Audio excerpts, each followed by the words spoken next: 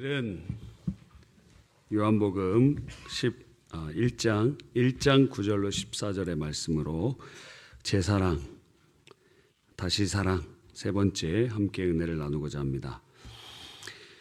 오늘 본문에 보니까 말씀이라고 칭해지시는 분, 독생하신 하나님이라고 칭해지시는 성자께서 죄로 인하여 죽고 지옥 가는 인생을 구원하시기 위하여 이 땅에 참 사람으로 오셨다 말씀하고 계십니다. 14절에 말씀이 육신이 되어 우리 가운데 거하심에 우리가 그의 영광을 보니 아버지의 독생자의 영광이요 은혜와 진리가 충만하더라.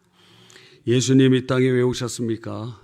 죽으려고 오셨습니다. 왜요? 죄를 진 자는 죽어야 되는데 우리 모든 사람이 다 죄를 지음으로 하나님 앞에서는 그 죄값을 다 치러 지옥 가야 될 수밖에 없었어요. 하나님 우리를 사랑하셔서 우리를 살리시려고 하니까 인간 스스로는 구원받을 길이 없어서 아버지의 품속에 숨겨져 계셨던 독생하신 하나님께서 말씀이라고 칭해지시는 그분께서 이 땅에 죄 없으신 참 사람으로 찾아오셔서 죽으려고 찾아오셔서 우리를 대신하여 죄를 짊어지시고 십자가에 죽으시고 부활하심으로 우리에게 구원을 주시기를 기뻐하셨다는 것입니다. 그러니까 성육신에 나타난 사랑 세 가지 중에 주님이 종이 되심, 성육신은 종이 되심이요 성육신은 우리에게 맞춰주실 뿐만 아니라 성육신의 핵심적인 사랑의 방식은 무엇이냐? 바로 찾아오심이라는 거예요. 주님께서 우리를 찾아오셨다는 것입니다. 어떤 찬양에 보니까 이런 찬양이 있어요. 당신은 시간을 뚫고 이 땅 가운데 오셨네.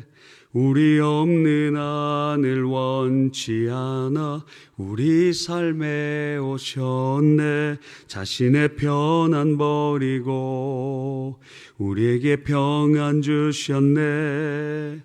가장 낮은 자의 모습으로 우리 삶에 오셨네. 그 가사, 주님이 우리에게 찾아오셨다. 그래서 사랑이 무엇인가? 오늘 본문에 예수님을 참 빛으로 표현하면서 참 빛이 각 사람에게 비추도록 이 땅에 오셨다. 어두운 세상 가운데 생명의 빛이 되도록 찾아오셨다 말씀하고 계시는 것입니다. 그러니까 사랑은 무엇이냐? 찾아오는 거다. 우리에게 적용하면 찾아가는 거다. 찾아가는 거. 누군가를 사랑의 대상을 찾아가는 거. 사랑은 뭐 어려운 게 아닙니다. 뭐라고요? 주님이 우리를 찾아오셨던 것처럼 이제 우리도 누군가를 찾아가는 거예요. 어떤 목사님 가족이 소천하셔서 장례가 진행 중이었습니다. 그래서 어제가 2일째고 오늘이 8일인데 금요일 날 연락이 왔어요. 그래서 이제 토요일 날 가야 되는데 토요일 날 예배자 예배도 있고 또 저녁에는 사역훈련도 있고 또 주일 예배도 준비해야 되고 여러 가지 있어서 토요일 날은 웬만하면 어떤 부분들을 안 하는 것이 좋은데 이 지금 그 장례가 난 거예요. 그래서 그 조의금만 보낼까 그런 생각이 첫 번째 들었고 두 번째는 무슨 생각이 들었냐면 이번 주 설교가 사랑은 찾아오심인데 안 가면 안 될 것 같더라고요. 이번 주 설교가 사랑은 찾아가는 거다. 주님이 우리에게 찾아오신 것처럼 그거 일주일 내내 묵상했는데 그 실천을 해야 되겠다 해서 거기 수원 장례식장에 갔다 오게 되었습니다. 물론 몸은 한정적이라 무한정 찾아갈 수는 없죠. 그래서 교회에서도 애경사에 있을 때 제가 다 찾아가면 좋지만 못 찾아갈 때도 많이 있습니다. 그래서 우리 부교육자님과 그리고 교구장님들이 저를 대신해서 그렇게 동역을 해주시고 그분이 가시는 게 저를 대표해서 대신하여 가시는 것입니다. 그럼에도 불구하고 우리 마음속에 성육신을 통해서 깊이 아로새겨야 되는 것은 사랑은 찾아가는 거다. 찾아가는 것이다. 우리의 사랑은 마음으로만 증명되는 게 아닙니다. 사랑의 마음이 있어야 되겠죠. 그건 근데 하나님만 아세요. 우리의 진심은 누구만 아세요? 하나님만 아세요. 하나님만 아세요. 옆에 있는 사람 진심 여러분 알 수 있습니까? 투시의 은사 있으세요? 그 사람의 진심 몰라요. 그래서 그런 얘기도 있잖아요. 열 길 물길은 알아도 사람 한 명의 사람 속은 알지 못한다. 그렇죠? 겉은 멀쩡해 보이는데 그 안에서 무슨 생각을 하는지 우리는 모릅니다. 그러니까 이 사람의 진정성과 본심과 그의 본 마음은 무엇으로 증거돼요? 행동으로 증거된다. 행동으로 나타나는 것입니다. 그래서 주님께서도 말씀하시기를 바로 열매로 그들을 알지라. 그러니까 여러분의 진정한 본심과 그 사랑은 행동으로 나타나지 않으면 증거되지 않는다. 아무리 백날 이야기하고 생각만 해도 그것은 사랑이 아닙니다. 사랑은 행동해야 됩니다. 그래서 고린도전서 13장에 사랑을 열거할 때 전부 다 행동하는 것과 연관되어 있는 것을 우리는 보는 것이죠. 그래서 사랑은 무엇이냐? 주님이 찾아오신 것처럼 우리도 누군가를 찾아가는 것입니다. 어떤 학생이 이번에 있었어요. 우리 교회 얘기입니다. 우리 딴에는 큰 어떠한 회복이 필요하기 때문에 조금 우리가 방문을 자제하자. 그래서 빨리 회복하는데 집중할 수 있도록 도와주자. 그래갖고 병원에 입원한 지 한 주간, 두 주간 지나가도 우리 안 갔어요. 왜? 그 친구를 위해서. 그 친구를 위해서 안 갔습니다. 그런데 그 부모님을 통해서 들은 것은 그 친구가 교회 친구들이 와서 병문안 해주기를 바란다는 것이에요. 물론 코로나 이후에 우리가 병원 들어가는 거 굉장히 어렵고 보호자 한 명 이외에는 거의 들어가기 어려운 상황이 되었습니다. 그러나 아픈 분들을 돌보고 찾아가 보는 것, 그게 사랑이에요. 큰 게 아닙니다. 물론 가서 주책을 하면 안 되지. 그죠? 여기서 말하는 주책이란 것은 당신 징계 받아갖고 병원에 입원한 거야. 이런 얘기하면 안 되죠. 지금 제가 실화를 얘기하는 거예요. 이렇게 얘기하는 분들이 있어서 그런 거예요. 아니, 지금 아픈 분들을 위해서 기도해주고 주님께서 말씀해 주셨잖아요. 우는 자와 함께 울고 웃는 자와 함께 웃으라 그랬잖아요. 그럼 병상에 누워있는 분 아프면 같이 아파해주고 그래야 되는데 뒤를 돌아봐. 네가 지금 어떻게 살아온지 돌아봐. 이 정도 맞은 게 다행이야. 이렇게 얘기하고. 그러면 안 된다는 것입니다. 그럼 어떻게 되느냐? 평생 원수가 되는 거예요. 평생 원수. 금방 됩니다. 말 한마디로. 근데 이렇게 얘기하시는 분들도 간혹 있습니다. 주님께서는 우리를 통해서 누군가를 찾아가서 주님의 사랑, 주님이 빛이신데 우리는 거울이에요. 그래서 주님의 빛을 반사시킵니다. 태양의 빛이 장렬하잖아요. 그 장렬하는 태양, 그 태양의 빛을 달이 받아서 우리한테 밤에 보여주죠. 달이 원래 빛나는 게 아닌데 태양의 빛을 반사시켜 갖고 우리에게 그 달을 보여줍니다. 얼마나 이쁜지 몰라요. 달이 이쁘잖아요. 그래서 옛날에 미인을 뭐라 그래요? 달덩이 같이 생겼다. 근데 요즘 애들한테 넌 달덩이 같이 미인이다 그러면은 큰 어려움에 당할지도 모릅니다. 그 빛을 참빛 대신 예수님 오늘 본문에 보니까 9절에 참빛 곧 세상에 와서 각 사람에게 비추는 빛. 주님은 참빛이시고 우리는 그분을 반사하는 달빛과 같은 거예요. 태양과 같은 그분의 영광을 반사하여 달빛처럼 은은하게 그에게 증거해 주는 것이죠. 어떤 청년의 얘기입니다. 그 청년이 교회를 처음 방문했는데 예배 후에 2부 순서가 있다고 하는 거예요. 간식은 치킨이었습니다. 그래서 처음 온 그에게 치킨 한 마리를 다 갖다 줍니다. 그리고 나서 3, 4, 5 이렇게 재밌게 그렇게 모여서 교제를 하는데 이 청년에게는 아무도 다가오지 않는 것입니다. 그 청년이 그곳에서 느꼈던 감정은 무엇일까요? 민망함, 고독함, 분리감, 외면감, 모멸감, 그런 마음이 들지 않았을까요? 그 앞에 있는 치킨을 예, 말 없이 다 먹고 배는 고팠나 봐요. 말 없이 다 먹고 그 다음부터는 교회를 영영 떠나게 되었습니다. 여러분, 이것은 부모와의 관계 속에서도 적용되죠. 누군가 그 청년에게 찾아가야 됐던 것처럼 부모와의 관계 속에도 사랑의 첫 번째는 무엇이냐? 찾아가는 거예요.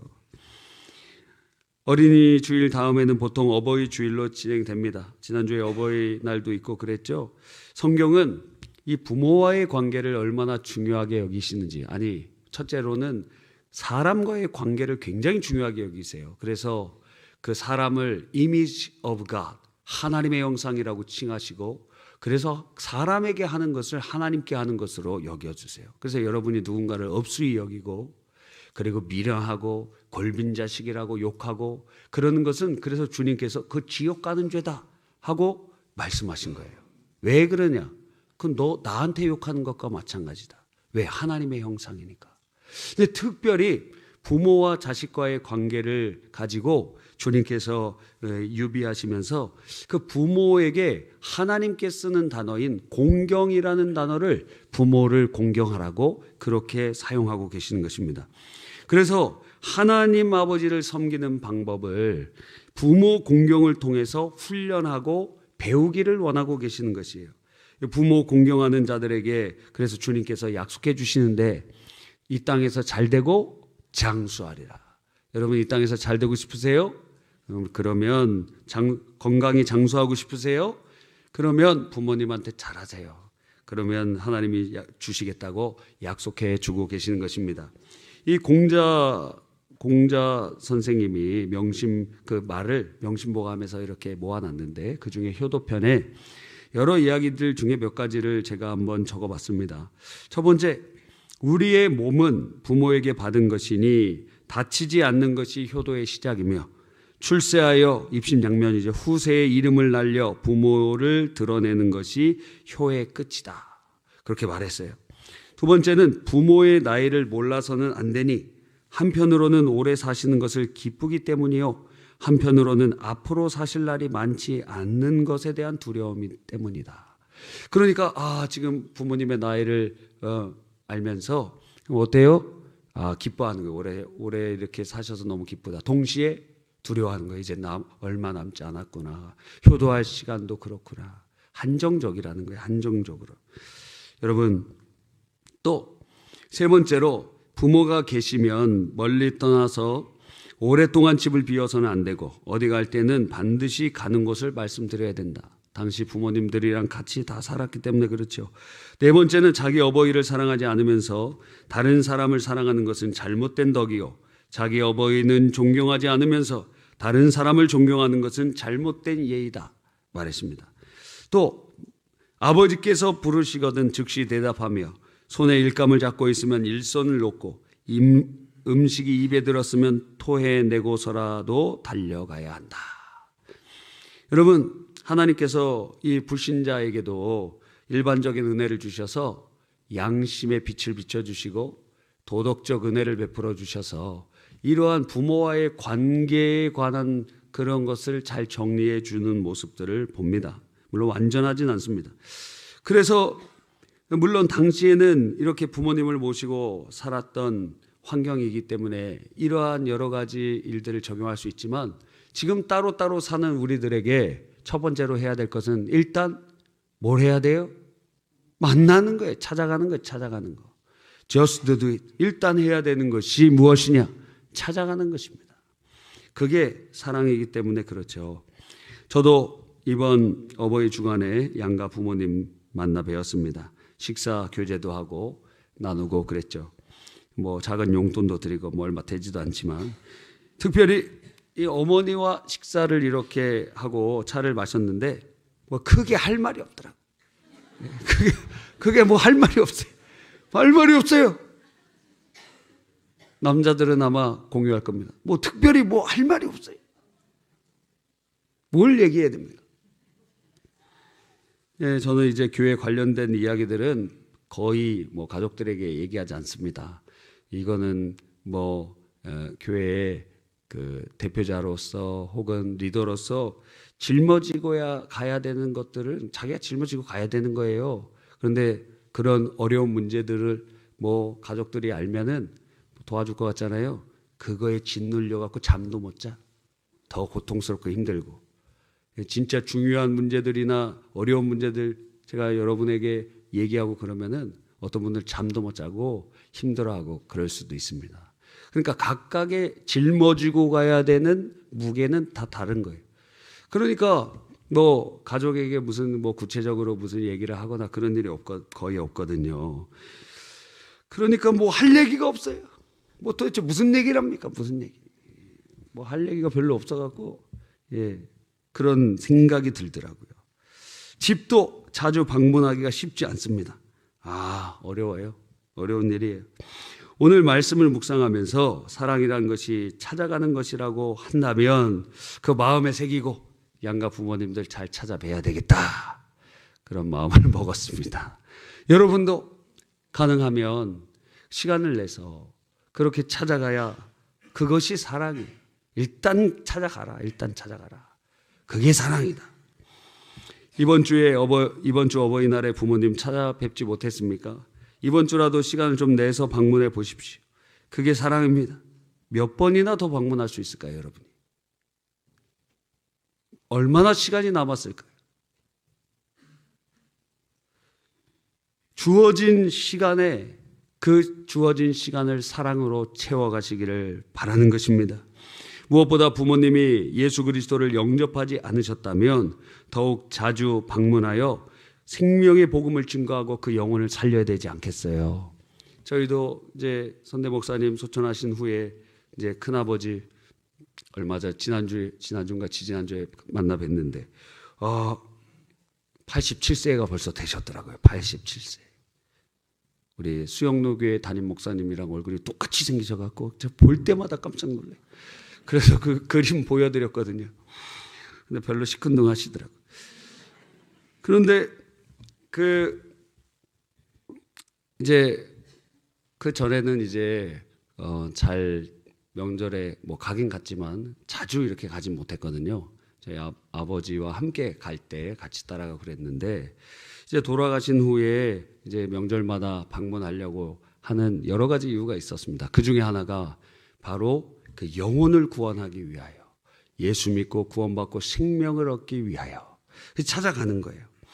우리의 방문은 참빛이신 예수님을, 우리 태양 같은 그 주님의 그 빛을 달이 받아서 지구의 밤중에, 그 어두운 밤중에 달빛을 내면서 사람들에게 기쁨과 그 은혜를 주는 것처럼 우리가 누군가를 찾아가는 것은 우리를 사랑하신 그 사랑, 그리고 우리를 통해 누군가를 사랑하시는 그 주님의 사랑의 참빛을 가지고 달빛으로 그들에게 따스하게 찾아가게 되는 것입니다.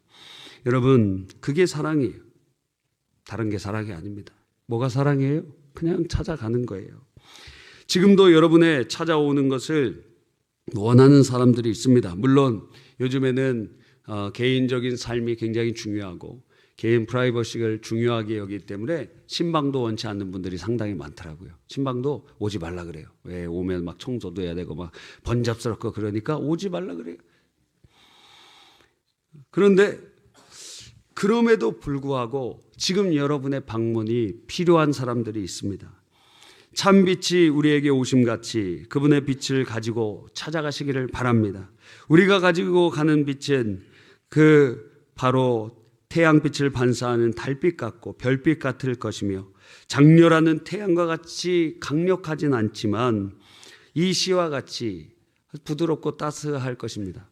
첫 햇살이라는 시가 있어요. 새벽 어두움 속에서 피어나는 첫 햇살처럼 어두움이 지나고 새벽의 첫 번째 오는 빛은 강렬하지 않잖아요. 새벽의 어둠 속에서 피어나는 첫 햇살처럼 따스한 사랑은 조용히 찾아온다.